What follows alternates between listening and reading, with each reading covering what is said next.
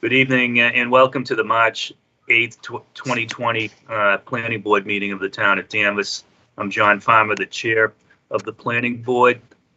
For this meeting, the Planning Board is convening remotely via the Microsoft Teams application as posted on the town's website, identifying how the public may join. Please note that this meeting is being recorded and that some attendees are participating by video conference. Please be aware that other folks may be able to see you, and take care not to screen share your computer. Anything you broadcast may be captured by the recording. Supporting materials that have been provided to members of this body will be shown during this transmission. The public is encouraged to follow along using the posted agenda unless I note otherwise. A few ground rules for the meeting tonight. I will introduce each speaker on the agenda. After they conclude their remarks, the chair will go down the line of members, inviting each by name to provide any comments, questions, or motions. Please hold until your name is called. Further, please remember to mute your phone or computer when you're not speaking. Please remember to speak clearly and in a way that helps generate accurate minutes. For any response, please wait until the chair yields the floor to you and state your name before speaking. Members wish to engage with each other, please do so through the chair, taking care to identify yourself. For items with public comment, we have established an email address for public comment. This email address is shown on the streaming of this meeting. Residents may email comments and they will be provided read out loud after the staff has confirmed your name and address. All emails must contain the date and phrase planning board in the subject line. Finally, each vote taken this evening will be conducted by a roll call vote. So I just want to do a roll call of the members just for the minutes. If just say present when you hear your name. Jim Sayers. Present. Peg Zielinski. Present. Lou George. Present. Tori Adler. Present. And Jean Hartnett. Present. Thank you. All members are accounted for. So I'll turn to the first item on the agenda. It's Whipple Hill subdivision, Sandpiper Circle and Carroll Way. Request by Whipple Hill LLC for reduction of a performance guarantee for complete site improvements for the definitive subdivision known as Whipple Hill, Assessors Map 42, Lot 8A. I'll turn it over to the applicant. I believe it's Attorney McCann. Yes, thank you very much. My name is Nancy McCann. I'm here on behalf of the applicant. Also with me, I see John Thompson has logged on to the meeting as well. This is a part of the standard process requesting a bond reduction associated with the Whipple Hill subdivision. You'll recall that back in October, we sought a bond reduction for work that had been completed on the subdivision. We have two streets involved in this subdivision, Sandpiper Circle and Carroll Way. Back in October, the bond was reduced down to $53,050.65. Since that time, the applicant has been working diligently to close out certain items on the punch list of work remaining. And in January, we filed a request for this bond reduction, requesting a reduction down to $21,140,000 to reflect the work that had been completed. After we submitted that request in January, we did have a meeting with planning staff and Stephen King and Sean Chamberlain from the engineering department, and went through the work that had been completed and the work remaining. And we reached agreement with the engineering department that an appropriate bond amount reduction to $21,910 would accurately reflect the work left to be done, plus contingencies that the town holds. I believe you do have a memo dated February 22nd from Stephen King's office, also recommending that bond reduction amount down to $21,910. I would be happy to answer any questions, so that we are seeking a approval for a reduction of the bond being held down to $21,910. Thank you. Okay, thank you. Tori, I'll start with you tonight. Questions? No questions. No questions, okay. Jean, questions? No, I don't have any questions. Lou? Just in terms of the timeline, Attorney McCann, when do you anticipate in terms of, it seems like we are getting into this sort of the home stretch. What do you anticipate in terms of timeline for completion? I would think we're probably looking at early summer to have this wrapped up. Okay, great. Thank you very much. No further questions. Peg, questions? No questions. Jim, questions? I recuse myself on this one, John. Okay, that's right. Okay. So, Lou, can I ask you to read the motion that into the record for the definitive subdivision? John, sorry to interrupt, but I believe that it's not a public hearing, but I believe that Mr. Duggan you have a question, Mr. Duggan? I do, yes. Okay, go right ahead. Through John, yep. Yep. Oh, I'm sorry, I didn't see his hand raised. Thank No, you. that's fine. I was just trying to, yep. All right, thank you, Mr. Chairman. I'll be brief. On your meeting of October 12th of last year, I mentioned a punch list that had maybe a half a dozen items, and a recent visit to that area shows that they're pretty much all resolved, except for the retention pond. That is doesn't look like it's been touched since the Concom visit in April of last year. And so I don't know if it's the design that's flawed or the execution of the work, but there's still a large area of stagnant water. And when I was out there were a couple of ducks hanging out. So that situation was what the residents that live on that cul-de-sac on Carroll Way, they were concerned about that stagnant water in the summertime with the mosquitoes. They actually had some koi fish in there. So is that something that's still remaining to be scheduled, the work for it? Through you, Mr. Chairman. Yeah, can I ask someone from the applicant to respond to that? I mean, obviously, I know that the town engineer follows what's required to be completed, but that particular line item, Attorney McCann, do you guys have any information regarding that work that needs to be done? That was a topic of the discussion. There were a number of items that were left to be done that are reflected in the outline of itemization of work remaining that was included both in our application as well as in the town engineer's February 22nd correspondence to you. And yes, the pond adjustment, it needs to be made. The pond is constructed, it needs to be adjusted, and that work will be ongoing in the spring, as well as the other items were street sweeping, one of the hydrants needs to be raised, catch basin cleaning, that sort of thing. That's all on the itemization, and the town engineer is watching that very closely. All right. Well, thank you for that information. Just one last thing on my list from last fall was the water pressure. So one of the residents at the end of Sandpiper invited me into his basement and showed me a booster pump for the water.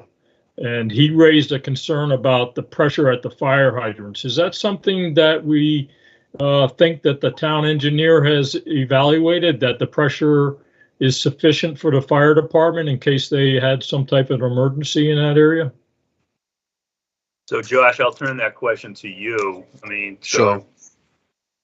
So I believe it's difficult for me to speak for the town engineer and exactly every item that he is looking for, as subdivisions close out. I believe that is probably something that he looks at or is reviewed. I'm not sure the item. I don't have that every single item in the itemization memorized. I'm not sure if that has occurred, if that has yet to occur, or if that's one of the very last things. But that's something that I can look at, and I'm not sure if Attorney McCann, in terms of just institutional knowledge on this item, has any other comments on if that has been occurred or is that something that still needs to be done? No, that has been done. That was all part of the original design. Water pressure tests were done, and they were also done prior to any occupancy permits, and that's been reviewed by engineering and coordinated with the fire department. All right, I'm just a little bit skeptical that that's been followed through on. Perhaps, Josh, you can just Yeah, I you can. know, I could check I'd be with the happy town to. engineer to Right. verify, because Yep. I don't understand why the homes have these pumps in them, and what I'm told is they fail. That's one reason why the guy pointed it out to me, was he's like, I'm on my third pump, and so I didn't realize that was an issue for those homes up there on top of the hill. It makes sense to get the water up there because, I think it's fed by the tank at the state hospital. So perhaps you could follow up on that. Yes. We don't want to find out the hard way that that's actually an ongoing issue. So. Yep. So I can reach out to engineering staff and I can follow up, Mr. Duggan, if that would be helpful to you and to the group. Yeah, Okay. I'm fine with that. That's all I have, Mr. Chairman. Thank you for the time. Appreciate it. Thank you. So Josh, I think just, for the benefit of the minutes, the next bond reduction that comes in for the Sure. applicant asked that these particular line items get discussed in the engineering's report. Sure. Okay. Yep. Any other discussion from the board members? Any other discussion from the public that you were hearing, Josh? Even though it's not a public hearing.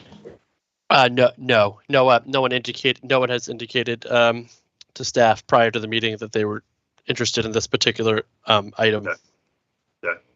That's fine. So, Lou, can I ask you to this decision that's in our packet? Do you mind using as the motion to reduce the bond? Yes, absolutely. Sure.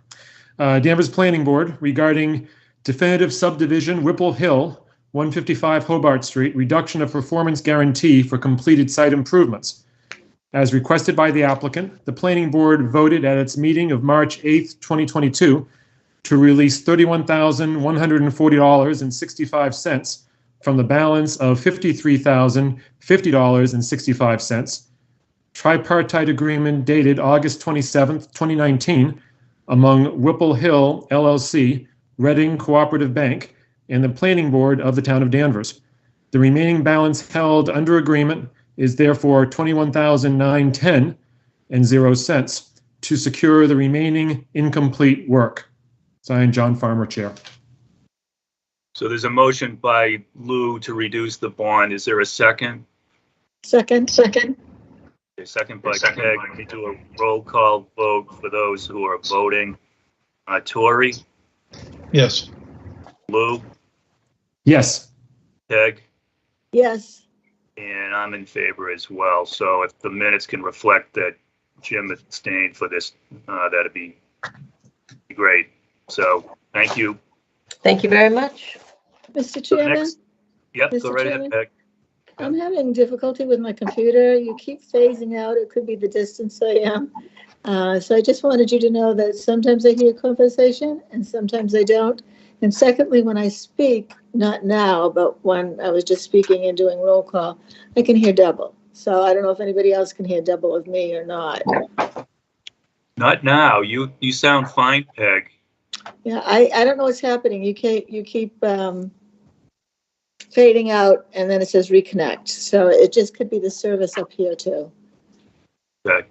Anyone else Okay. experiencing that? Can everyone hear me? I can Nope, see just me. and Okay, hear it's everyone definitely very me. clearly, Okay. including Peg. I was hearing a little double. I was hearing a little bit of double when Peg was speaking. So maybe that was, maybe someone had their. It's okay. There, I can get through it. Okay. I did miss a little bit of the conversation, but it's not a big deal. I can always ask to repeat. Yep. Thanks for pointing that out. Okay, so the next item is 85 Newberry Street, AKA 41 Pope's Lane, request for site plan review pursuant to section 4 of the zoning bylaws submitted by TAKJ LLC for property in the Highway Corridor zoning district. The applicant proposes to construct a 4,080 square foot addition and associated site modifications. Assesses map 48, lot 28B. And I'll turn that over to the applicant as well. Thank you very much. That would be me again, Nancy McCann, on behalf of the applicant, TAKJ LLC. With me tonight is Dean Souza, principal of the applicant, as well as Katie Cruz from Hancock Engineering, the professional engineer on this project. And we are requesting site plan approval relative to a relatively small addition being proposed to the property located at 85 Newbury Street that the board probably recognizes as DeLuigi Foods, which has been in operation at that site for a number of years. The proposal is to construct a 4,080 square foot addition to the southerly facade of one of the existing buildings in order to provide cold storage for the food products that are produced at this site before they are shipped out to their customers.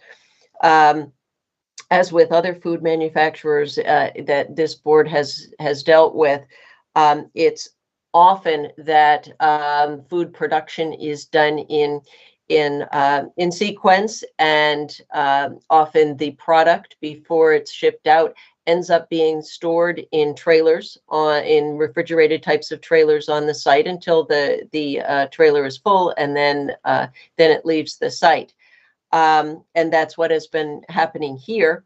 The proposed addition will allow indoor storage of the cold production prior to being distributed to the customers. And that's really the sole purpose for this addition. As a result, there's not going to be any new employees added.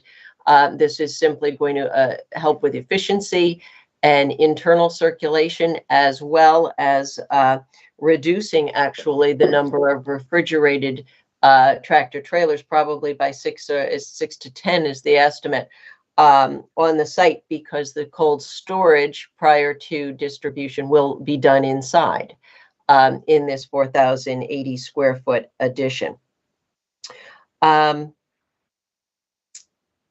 I think it's pretty straightforward. It's a single story addition onto the building, and I think what makes the most sense at this point is to turn this right over to Katie Cruz.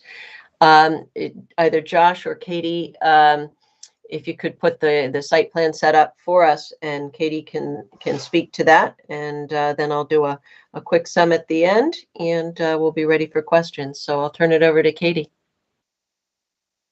Okay, great. Josh, I think you're on mute, but I can share the plans if that's okay. Yes, that's what I was trying to say. Yes, that would be great if you could share it. Thank you. Can everybody see this okay? No. They're not there yet, Katie. They're coming. Okay, let me know when you can see and I'll start. There they are. Yep, we can see.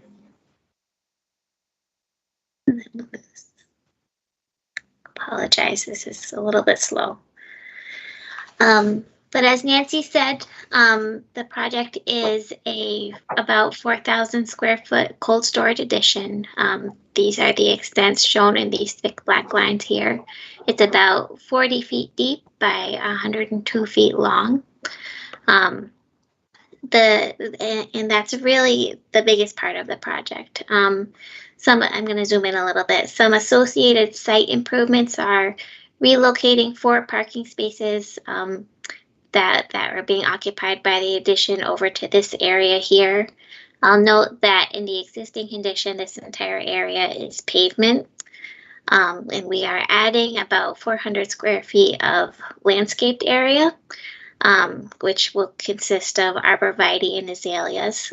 So we'll have a reduction in impervious area overall because of the project. I'm going to switch to the grading plan. We're just proposing minimal grading to direct stormwater around the proposed addition. The stormwater will continue to drain to existing catch basins on site. And then roof drains from the proposed addition will also connect to the existing drainage system on site. As a result of the addition, some existing utilities on site need to be relocated. That includes 2 existing sewer services that run through the site that the building would overlap. So we're proposing a newer, streamlined sewer system that just runs around the building addition. The other utility change is moving the existing water services to the building that currently come in this area over to this side of the existing building. Like I said, the project results in a decrease in the stormwater runoff because of the decrease in paved area. So that's an overall improvement to the project site, but existing drainage patterns and infrastructure will be maintained. The project has been reviewed by the engineering department, and they've issued 2 comment letters that we have responded to. And then lastly, I wanted to show the elevations of the addition, which I believe is corrugated metal siding, and there'll be wall-mounted LED light packs on the addition. Yeah, so I'll switch back to the site plan in case there are any questions. But that's it. Like Nancy said, it's a really straightforward project. Okay. Nancy, was there anything else you wanted to add before I bring it to the board? Yeah, the only thing I'll add is that we did meet with planning staff prior to filing this application, and as Katie mentioned, there has been the communication back and forth with the engineering department, and we have resolved all of their issues, and so I think we're all set with town staff. I'd be happy to answer any questions. Okay, Jim, why don't we start with you on this one?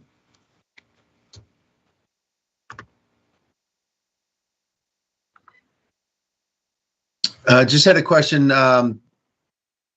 for the existing, is there existing landscaping that's being removed as part of this? No, all of the existing area is currently paved. So all of this area is paved. All right. And the wall pack, you're just going to put wall packs on it, so that's all you're going to put for lighting? Correct. As shown on the plan. Okay. Could you add some landscaping in that side, or is it just right up against the pavements? The one, can you go back to the proposed? Yep, so this area here, which I can highlight actually, is where we're adding landscaped area. So a small amount of landscaped area, which, you know, the shape means that, you know, vegetation can be maintained and will last in here rather than narrowing down to kind of a skinny portion. And it allows people to pull out of these parking spaces and then go back that direction. And I'll add, it's also in an area we're adding that landscaping, it actually will be visible from Route 1. Yeah. So you'll be able to see that landscaping as opposed to proposing landscaping that in an area that no one would ever see. And is there a reason why it doesn't carry further down the building, or is it just, is that the entrance to the building? It's not the entrance, but it gives some space for, these are 4 parking spaces right here. It gives some space for people to pull out of them and turn around and head back in that direction. So it gives some room for maneuvering, and also just when it gets narrow, it's hard to maintain landscaping in such a small area. So. Okay, that it looks fine to me. That's all I have, John. Okay, thanks, Jim. Peg, you can hear us. You're next. Yes, yes, I can. I can hear you now. Where was DeLuigi's Market? Is that over here where it says I can't remember, corrugated metal.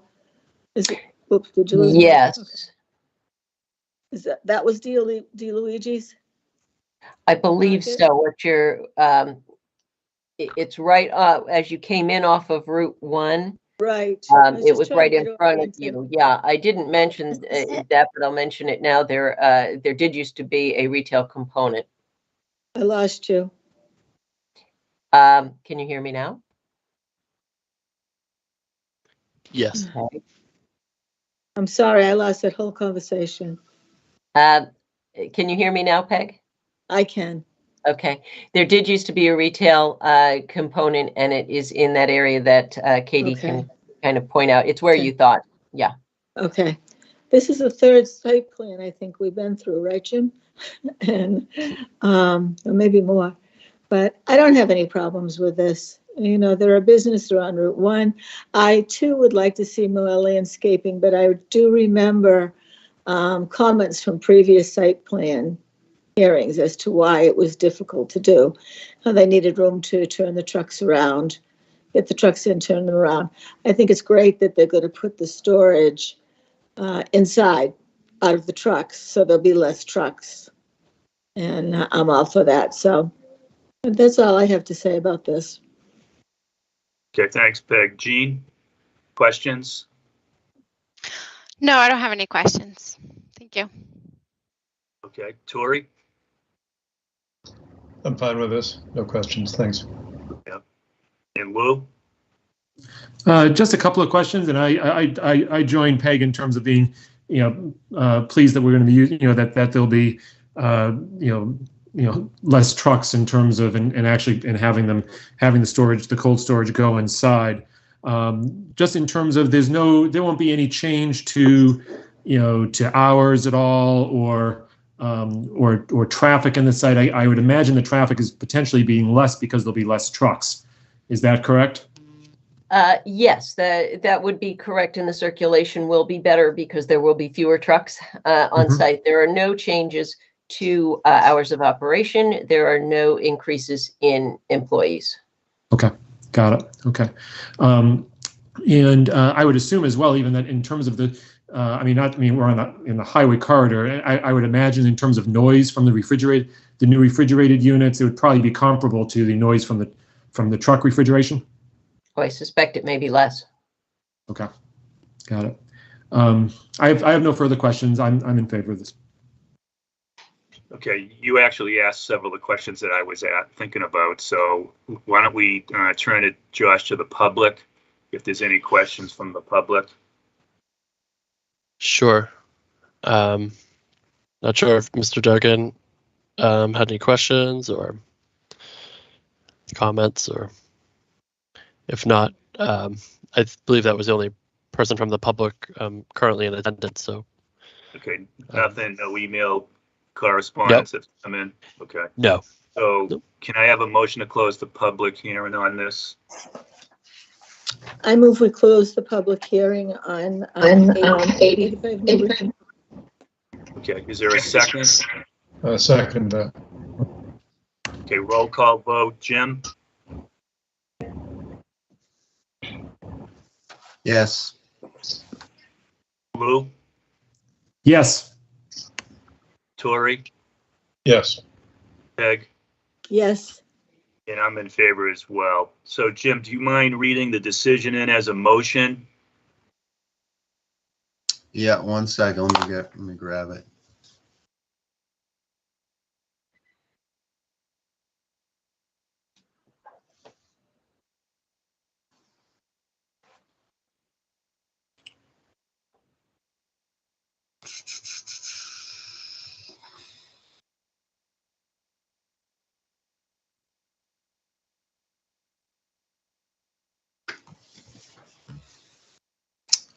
Site plan review, 85 Newbury Street, AKA 41 Pope's Lane.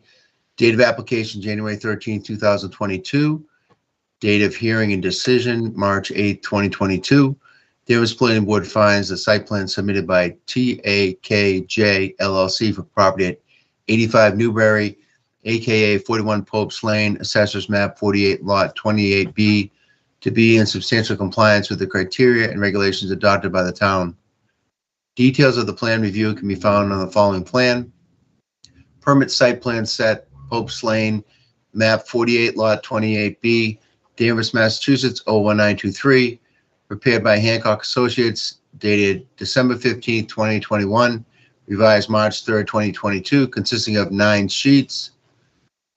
Following submission requirements have been waived. 1, section 4.22, all elevations shown on profiles and topographic plans must be based on North American vertical datum of 1988 and NAVD 88 and identify all benchmarks used and their elevations. Plans submitted show elevations based on the North American vertical datum of 1929 and NAVD 29. 2, section 4.3.1 title sheet, no title sheet submitted. Information required on the title sheet is shown on the existing conditions plan sheet EC. Land within 500 feet of the development tract has not been shown. 3, section 4.3.2 site analysis plan. Notes site analysis plan submitted. Information required on the site analysis plan shown on the existing condition plan sheet EC, including steep slopes being distinguished by contouring. 4, section 4.3.2E, site analysis plan, location and results of any soil testing. Soil testing locations and information shown on the grading plan sheet C4. 5, section 4.3.3, dimensional regulations plan. No dimensional regulations plan submitted. Information required on dimensional regulations plan shown on site construction plan sheet C3. 6, section 4.3.4F, site construction plan, proposed drainage system in general. The proposed drainage system in general is shown on the grading plan sheet C4 and in detail on the utilities plan sheet C5. 7, section 4.3.4.I, site construction plan, the table indicating amounts of earth material that are to be removed, added, or reused on site. A table with the amounts of earth material to be removed, added, and reused on site is not shown. The earth material that is removed for the construction of the addition, utilities, and minimal site grading will be reused on site. 8, section 4.3.7 landscape plan. No landscape plan submitted. Information required on the landscape plan is shown on site construction plan sheet C3. 9, section 4.3.8 off-street parking and loading plan. No off-street parking and loading plan submitted. Information required on the off-street parking and loading plan is shown on the site construction plan sheet C3. 10, section 4.3.9 lighting plan lighting plan. No lighting plan submitted. The only proposed lighting is wall packs, and the location of the wall packs is shown on the building elevations sheet A21. Existing lighting will remain unchanged. The approval is subject to the following conditions. The project is subject to the attached list of general conditions. Compliance review of this site shall lapse within 3 years from the grant thereof if construction is not begun by such date. Okay, there's a motion. Is there a second? Second. Second from Lou. Okay, roll call vote. Tori? Yes. Peg? Yes. Lou? Yes. Jim? Yes. And I'm in favor as well. So best of luck to the applicant. Thank you very much. Thank you for your time. Thank Thank you. you. So I just Thank you. have a couple administrative things that I'd like to bring up while we're still in session. One is the question of returning back into a in-person meeting that was raised by Jim. I think we're at the point where we probably should be migrating back, but I want to talk to you, Josh, about notice provisions on meetings. How far out are these notice provisions? For example, have we already noticed certain things for our March 29th meeting? No, and as we speak right now, there is no item for that second March meeting as we speak right now. So from a logistical standpoint or a scheduling, This time now is, if that's what the board is considering, this would be a good time to kind of have that conversation. It shouldn't, there's no items that have been advertised as we speak right now. We have a clean slate. So with that Okay. information. So let's have that conversation, right? And, I think, the virtual is in many ways has been pretty productive, just even seeing the site plans for the people to see it, hear it. Hopefully we're through the worst of what we've been through the last 2 years. I know there are other boards that have never really went remote or didn't want to go remote unless they were forced to go remote. So, Peg, can I start with you just to get your feeling on this? Sure. I'm comfortable with going back to the Toomey room. There are times I may have to be careful. There are more times that I may not. There may be more times that I may not make it. But I think the way I'm feeling right now, I'm hopeful that hopefully things are going to go along and I'll be fine. So, and I really like the exchanges that we can have in the Toomey room. I don't think we get the same exchanges on the virtual. People don't speak. So I'll have to be careful. I have to wear a mask wherever I go anyway. But I don't have any problem with this. Okay, good. Jim, I think I know how you feel. Do you want to add anything? No, I think it's time. And I think one thing it does is it gives the public more access to the room. While granted, the Zoom is good for a lot of maybe the younger generation to a certain degree. Still consider myself in that group. But I think it may be prohibitive to people that don't have access. And I think it's definitely time to move back to live. Okay. So. Lou? Yeah, I'd be in agreement in terms of that.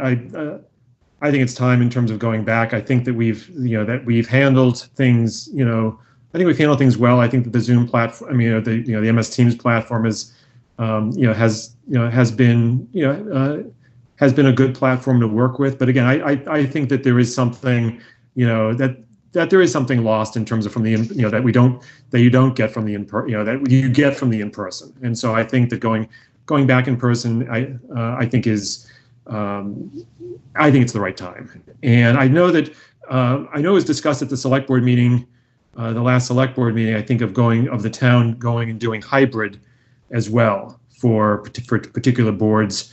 I know that I'm not sure if Josh can speak to that, but in terms of, I know that the select board is going to be going to that as well, where you could even have either potentially members of the public or members of the body who could participate remotely as well, even for an in-person meeting. So that could be a good sort of option as well. If there's a particular situation, for whatever reason, even, someone may, be out of town or whatever, they could still participate remotely. So, but I'm in favor in terms of going back. Tori? Well, I've got the minority opinion, I guess, but I've got a 4-year-old at home who can't be vaccinated yet, and I'm not especially comfortable being in a space like the Toomey room where I would expect many people would not be masked. I would certainly be masked for at least the near future. I think we are very close, it seems, to where the majority of the population, the whole population, could be out in public spaces without fears, but I think it's a little bit early.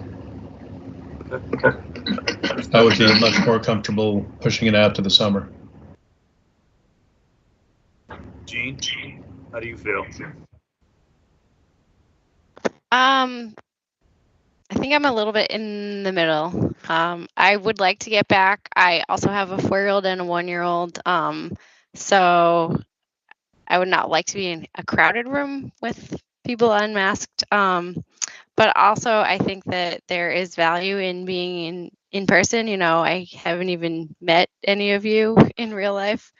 And also, I do like how we have been getting the plans electronically. I think it's probably saved quite a bit of paper over the last 2 years. So maybe if we could continue with that, even when we do go back in person, I'd feel better about it. But yeah, I mean, whatever the board decides, I'll go along with, but I don't really have, you know, a set preference, I guess. Okay. Uh, That's, so Josh, that- talk about the hybrid model. Can the hybrid model work with the planning board? I mean, I haven't seen a meeting hybrid yet. Not that I've been looking for it either, but has it been done in the town, and how's the execution?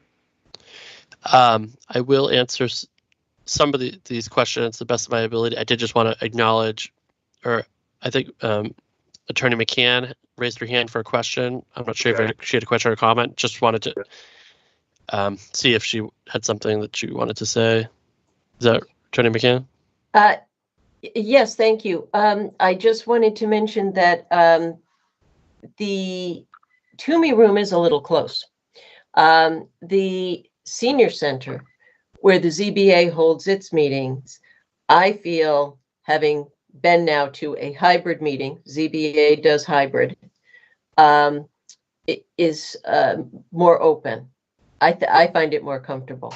So you may want to consider if the senior center is an available location for Tuesday nights, looking at the senior center, because it's a bigger room, it's more open. So that was why I really raised my hand, was just to mention the senior center, but also the ZBA has been doing hybrid for the last maybe 4 meetings or so, and applicants can be remote.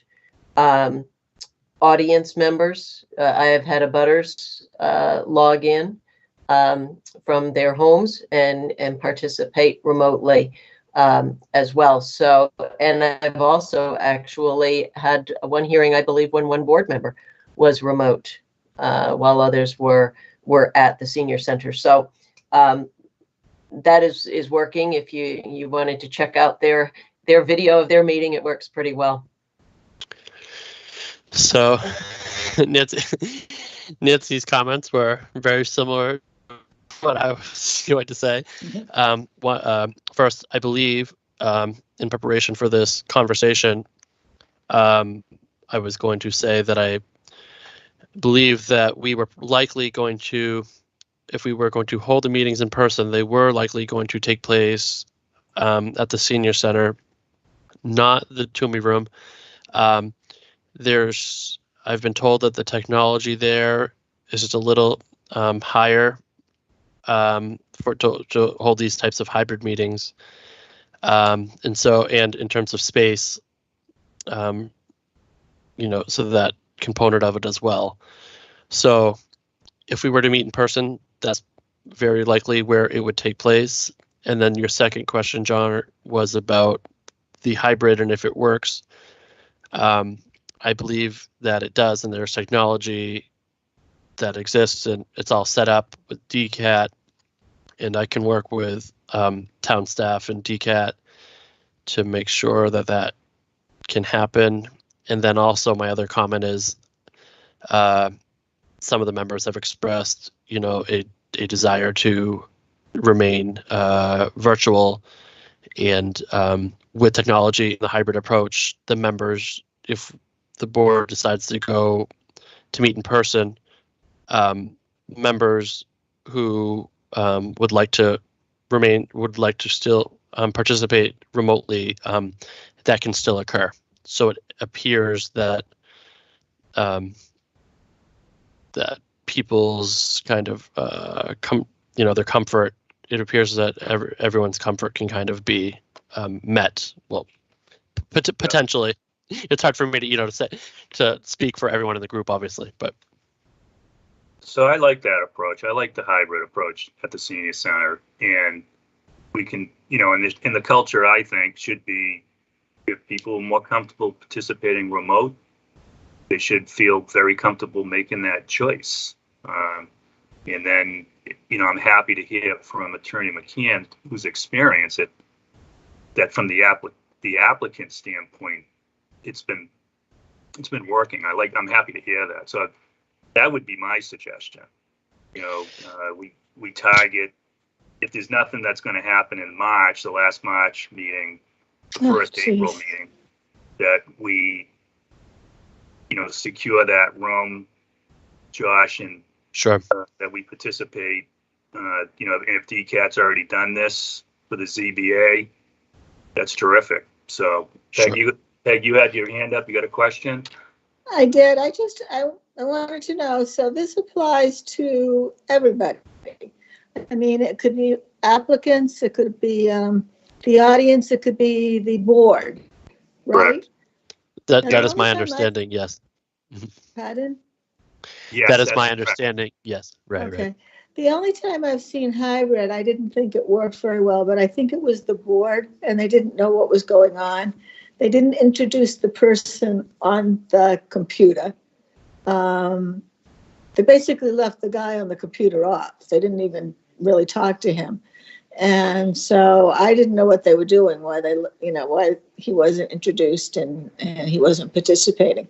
But I didn't know if they were actually doing a hybrid meeting or just, I don't know what. So, but that sounds good to me, John. As I said, there are times that it's great and there are other times that it's awfully good to put on the computer and sit here. Yep. And I think we can get a sense of whatever the applicant is, what type of public response we can expect. So if we expect a Yes. big crowd, people can make their decision based on some of that feedback that Josh can give prior Sure. to the meeting. Right? Right. Yep, I could Okay. absolutely, if I get a general sense that there is a lot of public interest in public interest in a particular item or items, I'd be happy to share with the group that there, if there is a large crowd expected, I could, it's hard to, I can't telegraph that You can't 100%, Yeah. but I think I get a general sense of the community. I get a general sense of the community, and obviously, you got to get a sense of it all. So I'd be happy to share that with folks as they make those types of decisions. Okay, so is there a consensus that it be transitioned to a hybrid model at the senior center with an understanding that if people aren't comfortable, it's well accepted to participate by computer, but by Teams? I guess that's going to be the same platform. So Yeah. anyone have a concern with doing that and trying to target that April 12th meeting, assuming that there's nothing on the agenda for the 29th? Mhm. Make sense? I think it's a good idea. Okay, so why don't we do that? The last matter, my tenure as chair really expires at the end of March. And traditionally, it's the clerk that becomes the next chair. So, Jim and I have exchanged some emails. He's prepared to, take that responsibility in April. The next one is, who should be the next clerk, because the clerk generally becomes the chair in 2 years. And a lot of that's based on years of service and who's in a position to do that. So that's one of the things that we need to, vote on as we get close to the 12th is the next clerk, because the next clerk obviously will succeed, assuming Jim, wants to be the board chair, that position, which is important.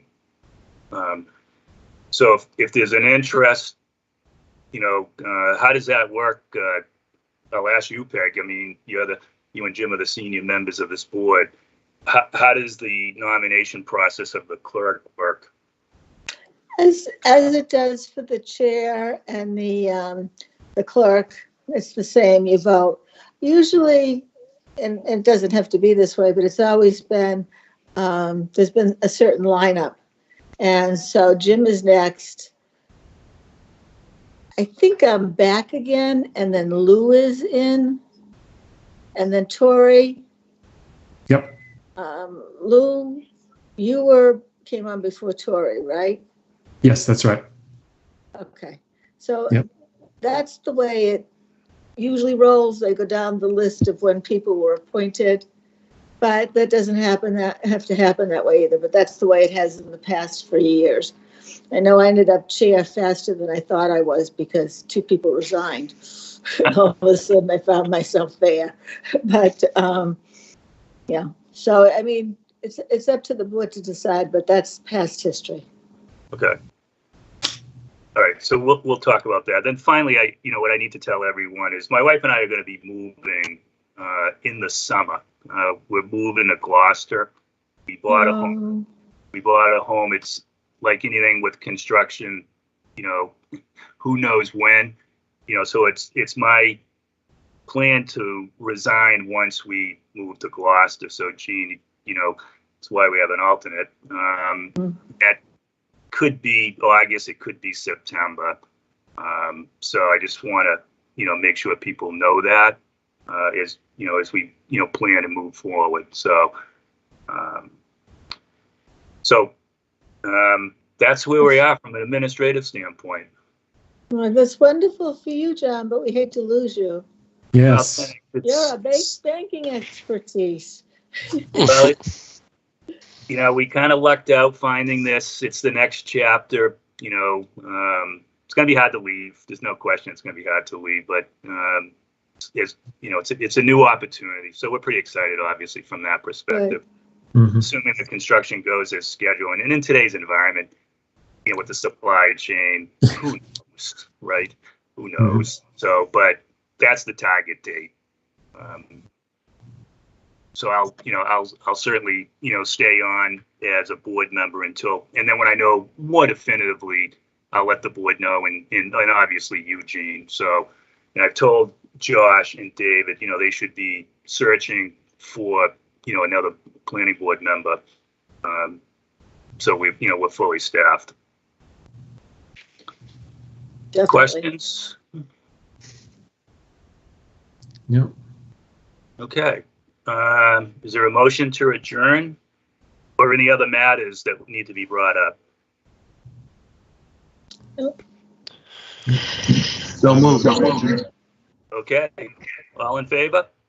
Aye. Hi. All right. Bye. Have a good night. Bye. You too. Good night, Thank you. everybody. Bye-bye. Nice Okay, to see take care, everyone. everybody. Have a great night, everyone. Have a good night, everybody.